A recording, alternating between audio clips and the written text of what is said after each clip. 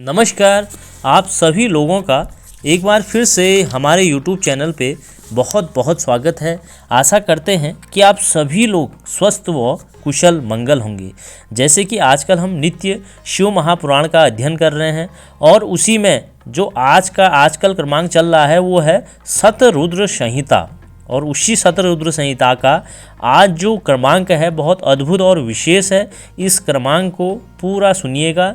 ये क्रमांक का नाम है भगवान शिव का अर्धनारीश्वर अवतार। क्या है, बढ़ते हैं क्रमांक की ओर।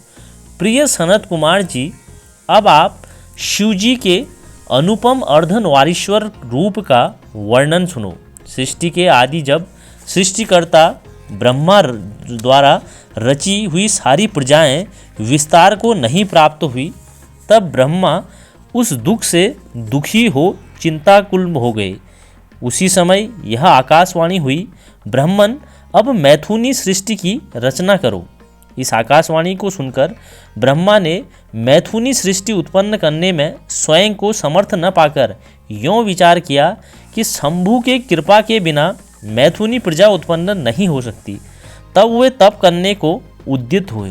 ब्रह्मा के इस तीव्र तप से थोड़े ही समय में शिवजी प्रसन्न होकर पूर्ण सच्चिदानंद की कामदा मूर्ति में प्रविष्ट होकर अर्ध नारी नर के रूप में ब्रह्मा के निकट प्रकट हो गए।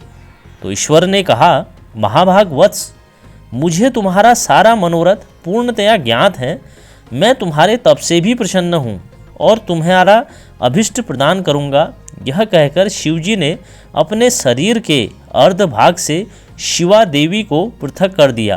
तब शिव से पृथक होकर प्रकट हुई परमा शक्ति की ब्रह्मा जी विनम्र भाव से प्रार्थना करते हुए कहने लगी, हे शिवे, हे शिव प्रिय, हे मातः, चराचर जगत की वृद्धि के लिए आप मुझे नारी कुल की सृष्टि करने के लिए शक्ति प्रदान करें। वरदेश्वरी, मैं आपसे एक और वर की याचना करता हूँ। आप चराचर जगत की वृद्धि के लिए अपने एक सर्वसमर्थ रूप से मेरे पुत्र दक्ष की पुत्री हो जाओ। तो भगवती शिवा ने तथास्तु, ऐसा ही होगा कहकर वह शक्ति ब्रह्मा को प्रदान कर दी। तो इसी प्रकार शिवा देवी ब्रह्मा को अनुपम शक्ति प्रदान करके शंभु के शरीर में प्रविष्ट हो गई। तभी से इस लोक में स्त्री भाग की कल्पना हुई और मैथुनी सृष्टि चल पड़ी और इसी से ब्रह्मा को महान आनंद प्राप्त हुआ। तो आज के इस विशेष और अद्भुत क्रमांक में इतना ही। कल मिलते हैं एक नए क्रमांक के साथ। जय भोलेनाथ, जय शिव शंकर।